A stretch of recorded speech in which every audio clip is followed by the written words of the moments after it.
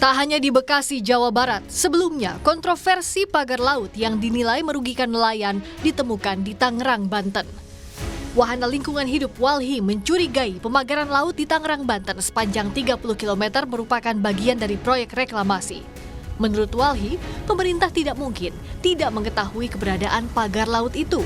Walhi meminta para pihak yang membangun pagar laut mestinya diberi sanksi hukum. Pagar bambu di Tangerang ini kami sangat berkeyakinan ini untuk reklamasi. Jadi laut ini akan dipagar. Dulu dia menjadi bagian dari Giant Sea Wall ya. Agak aneh menurut saya ketika unsur pemerintahan menyatakan tidak tahu terhadap proyek ini. Justru kalau ada bagian dari pemerintahan yang menyatakan tidak tahu terhadap ini dan dia berwenang terhadap proyek ini, saya justru curiga mereka menjadi bagian dari proyek ini. Orang yang membangun pagar ini seharusnya mendapatkan konsekuensi hukum. Di tengah pengusutan sosok di belakang pembuatan pagar laut, kelompok yang mengaku bernama Jaringan Rakyat Pantura mengklaim telah membangun bambu sepanjang 30 km di Laut Tangerang. Kelompok ini mengatakan dana pembangunan berasal dari swadaya masyarakat sebagai upaya untuk mengurangi abrasi. Sebenarnya bukan nelayan menancapkan bambu, tapi memang swadaya. Gitu, swadaya kita sebutlah itu masyarakat, begitu kira-kira. Karena ini bukan hanya untuk kepentingan nelayan. Ide dasarnya begitu. Ini adalah untuk juga kepentingan menahan abrasi, ombak, dan segala macam. Jadi dibuatlah tanggul itu tersebut.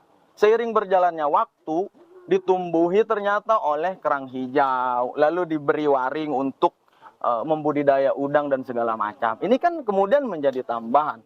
Kita lihat nggak ada yang mentok-mentok tuh perahu orang yang bernelayan, tidak ada. Namun hal berbeda justru disampaikan nelayan Desa Ketapang, Kecamatan Mauk, Tangerang. Mereka mengaku resah dengan adanya pagar laut tersebut. Masyarakat setempat sudah melapor kepada pihak terkait dan berharap agar pagar laut segera dicabut. Sangat mengganggu, Pak. Mengganggunya itu seperti apa, Pak? Ya, lalu lintas keluar masuknya nelayan, Pak. Kira-kira nih pagar bambu ini sudah berapa lama sih, Pak? Sekitar 4 bulanan yang lalu. Dan ini pagar bambunya sebenarnya udah ada laporan dari masyarakat atau nelayan belum sih, Pak? Laporan udah kayaknya udah ada survei tapi nggak ada tindak lanjut. Dalam kasus polemik pagar laut ini, kelompok usaha Agung Sedayu membantah terlibat dalam pembangunan pagar laut ilegal di perairan Tangerang, Banten. Dalam rilis tertulisnya, Agung Sedayu menyebut pagar laut itu merupakan hasil inisiatif dan swadaya masyarakat serta akan dimanfaatkan masyarakat sebagai tambak ikan. Kementerian Kelautan dan Perikanan telah menghentikan pengerjaan pagar laut tanpa izin di Tangerang, Banten.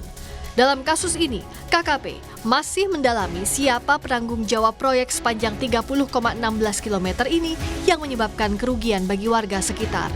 Tim Liputan, Kompas TV.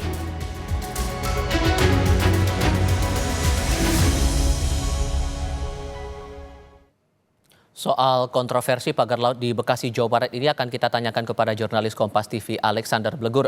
Blegur, sudahkah diketahui siapa yang bertanggung jawab atas pembuatan pagar laut di Bekasi dan apa tujuannya? Ya baik, Tifal dan saudara, memang setelah kami memantau dan melakukan penelusuran ke perairan utara, tepatnya di danau di Desa Sugajaya, Tarumajaya, Kabupaten Bekasi, memang tumpukan ribuan bambu yang menyerupai pagar ataupun tanggul ini memang dibuat oleh Pemprov Jawa Barat dengan perjanjian oleh 2 perusahaan.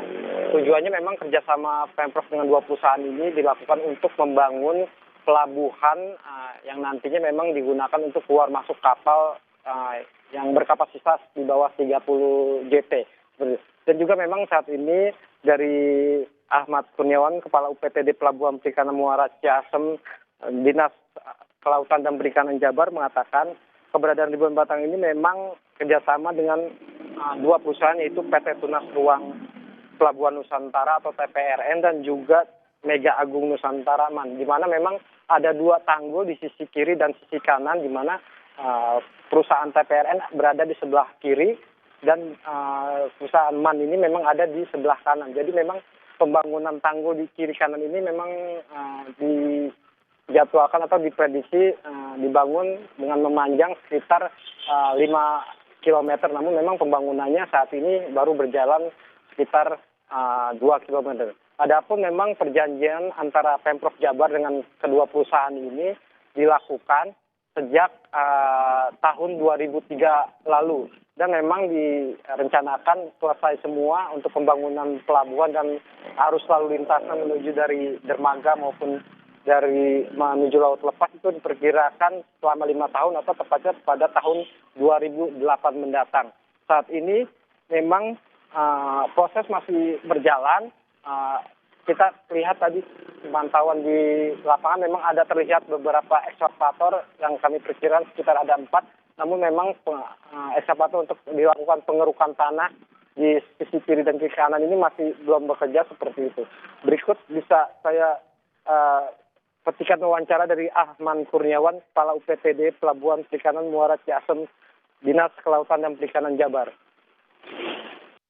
Kami sampaikan di sini bahwa di perairan Paljaya khususnya ada pembangunan alur pelabuhan, di mana pembangunan alur pelabuhan ini merupakan tindak lanjut dari adanya perjanjian kerjasama antara pihak Pemprov Jabar dengan salah satu perusahaan yaitu PT Tunas Ruang Pelabuhan Nusantara atau TRPN, di mana di dalam perjanjian kerjasamanya itu pihak TRPN menyanggupi di dalam penataan kawasan pelabuhan perikanan.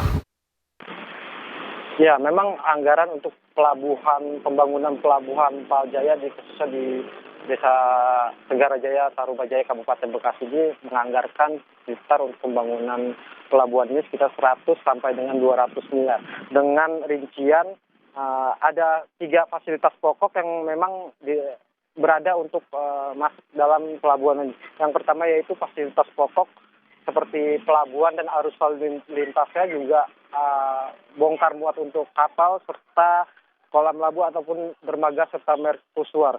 Yang kedua itu ada dalam kedua fasilitas penunjang, apa itu yaitu perkantoran, WC, toilet dan juga masjid. Dan yang ketiga fasilitas fungsional, di mana ini seperti tempat pelelangan ikan dan menaikkan turunkan hasil tangkapan ikan bagi nelayan.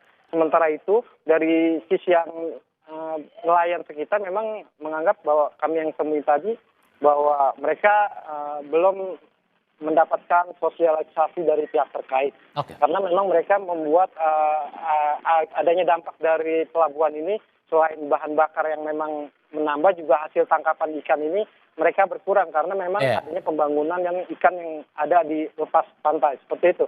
Dari Kabupaten Bekasi, Jawa Barat, Alexander Blegur. Terima kasih untuk laporan Anda.